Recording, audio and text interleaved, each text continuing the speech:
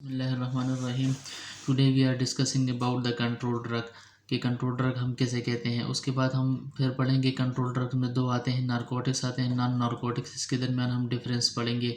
Then we will go toward the policy for the narcotics या how to handle the narcotics. ठीक है, तो control drugs देखिए, this is the combination of two words basically. Control drug मतलब वो drug जिसकी हर एक activity हम क्या करते हैं, कंट्रोल मैनर में करते हैं। इस पर चेक एंड बैलेंस बहुत ज़्यादा होता है। ठीक है, मतलब इसके लिए प्रॉपर पॉलिसीज़ होती हैं, प्रॉपर रूल रेगुलेशंस होती हैं। उसके बगैर हम इसको डिस्पेंस भी नहीं कर सकते, चार्ज भी नहीं कर सकते, इवन इसकी काउंसलिंग कंसल्टेशन कुछ भी नहीं कर सकते।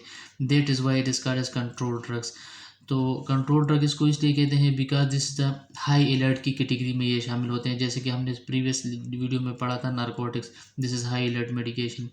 दूसरा ये है कि कंट्रोल ड्रग की वजह से हमें सेडेशन होती है, एडिक्शन होती है, तो इसी वजह से हम इसको प्रॉपर चेक एंड बैलेंस में रखते हैं। ठीक है, कंट्रोल ड्रग का classified into the narcotics and non narcotics. Narcotics हमारे पास जो है वो ओपियाइड्स हैं या ओपिएट्स के नाम से जाने जाते हैं। ठीक है, नॉन नारकोटिक्स हमारे पास कौन से हैं। अच्छा, ये क्वेश्चन अक्सर पूछा जाता है कि इन दोनों में डिफरेंस क्या है।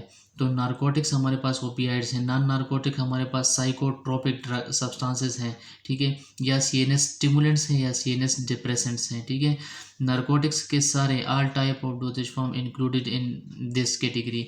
नॉन नारकोटिक्स में हमारे पास बेंजोडाइजेपिन्स आते हैं, ब्रोमाजिपाम, क्लोनाजिपाम, अल्प्रोजोलम, लोराजिपाम। ठीक है, बारबिचुरेट्स आते हैं, फॉर एग्जांपल सिकोबार्बिटॉल, एमोबार्बिटॉल, फिनोबार्बिटॉल। सीएनएस स्टिमुलेंट्स आते हैं, एंटीसाइकोटिक्स आते हैं, मूड स्टेबलाइजर ड्रग्स आते हैं, सीडेटिव, हिप्नोटिक्स, ट्रैंकुलाइजर्स वगैरह ये सब आते हैं। ठीक है, दूसरा हमारे पास नारकोटिक्स के लिए कभी कभी पूछा जाता है कि how to handle the narcotics, या नारकोटिक्स को हम कैसे डील करेंगे। तो here we are discussing shortly कि नारकोटिक्स की पॉलिसी क्या है या नारकोटिक्स को कैसे हैंडल करते हैं। ठीक है, तो सबसे पहले ये जो है कि नारकोटिक्स को should be deal bye the pharmacist. Narcotics की चार्जिंग होगी, नारकोटिक्स की फिलिंग होगी, नारकोटिक्स की डिस्पेंसिंग होगी, काउंसलिंग होगी, जो भी है, नारकोटिक्स की डाइल्यूशन होगी, उसकी सब चेक एंड बैलेंस सारा किसके अंडर है, नारकोटिक्स का चेक एंड बैलेंस जो है वो हमारे साथ फार्मासिस्ट के अंडर है। देखिए नारकोटिक्स इसके लिए एक प्रॉपर फॉरेंसिक फार्मेसी में वो एक्ट भी है, this is called as narcotic act 1997। ठीक है, तो नारकोटिक एक्ट के 1997 जो है उसके सेक्शन 21 में हमारे पास सारी नारकोटिक्स की डीलिंग है, और सेक्शन 22 में हमारे पास नॉन नारकोटिक्स की डीलिंग है, जैसे कि हमने ऊपर पढ़ा है अभी। ठीक है, इसके बारे में सारा डिस्क्रिप्शन 22 में है और 21 में सिर्फ नारकोटिक्स से रिलेटेड है। तो अच्छा, एक फार्मेसी है वो नारकोटिक्स को डील करती है, उसके लिए फॉर्म 7 की ज़रूरत होती है, क्योंकि फॉर्म 7 में क्लास बी ड्रग डिस्कस करते हैं हम, और वो क्लास बी ड्रग जो है वो सारे हमारे पास नारकोटिक्स हैं। ठीक है, तो इसको हैंडल करने के लिए पॉलिसी क्या है, इसकी डीलिंग सारी फार्मासिस्ट करेगा, जो टाइप ऑफ डीलिंग भी होगी। ठीक है, narcotic should be deal against two prescription, one is doctor prescription, other is narcotic prescription.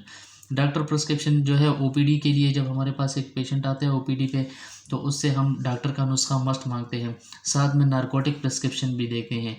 अच्छा, नारकोटिक्स प्रिस्क्रिप्शन हम अभी किसे कहते हैं, जैसा कि इधर लिखा हुआ है देखें, ट्रिपलेट और ट्रिपलेट फॉर्म, ये 3 पेजेस का एक मजमुआ होता है। ठीक है, येलो पेज होता है, ग्रीन होता है और वाइट होता है। येलो पेज पेशेंट यूज़ के लिए होता है, ग्रीन रैप के रिकॉर्ड के लिए होता है, वाइट फार्मेसी के रिकॉर्ड के लिए होता है। ठीक है, this is a very important, कभी कभी इसमें पूछा भी जाता है और कभी कभी एमसीक्यूज वगैरह में भी आ सकते हैं कि what is narcotic form. This is basically triplet form. ठीक है, और each form is consist of triplet section. इसके 3 सेक्शन होते हैं, one is filled by anaesthesia, other is filled by the physicians, other is filled by the pharmacist. तो what is narcotic form, triplet form, and each form consist of triplet section. ठीक है, या triplicate form and triplicate section. समझ आ रही है मेरी बात। तो इसके बाद दूसरी पॉलिसी है कि oral doses form of narcotics for OPD and IPD. ठीक है, ओरल डोजेज फॉर्म हम ओपीडी से चार्ज भी कर सकते हैं, डिस्पेंस भी कर सकते हैं, आउट भी कर सकते हैं, काउंसल भी कर सकते हैं। ठीक है, और आईपीडी में भी कर सकते हैं। Injectables only for IPD, injectable doses form जो नारकोटिक्स है, this is only and only for IPD patients. ठीक है, ओपीडी के लिए ये नहीं होगी। नेक्स्ट पॉलिसी है ampoule and forms should be maintain for 1 year to present quota. मतलब हमें ड्रैप जो अथॉरिटी देती है, हमें ड्रैप अलाउ करती है इतने इतने नारकोटिक्स, तो उसके फॉर्म्स और एम्प्यूल्स हम रखेंगे, इसको डिस्कार्ड नहीं करेंगे, उसके अगेंस्ट फिर हम नेक्स्ट चार्जिंग या नेक्स्ट रिन्यूअल करेंगे, ठीक है। शुड चेक इन्वेंट्री, फिजिकल और सिस्टम इन्वेंट्री दोनों चेक करनी after dealing, because this is the control drug. Check and balance ज़्यादा है तो उसकी इन्वेंट्री को चेक रखना है, ठीक है।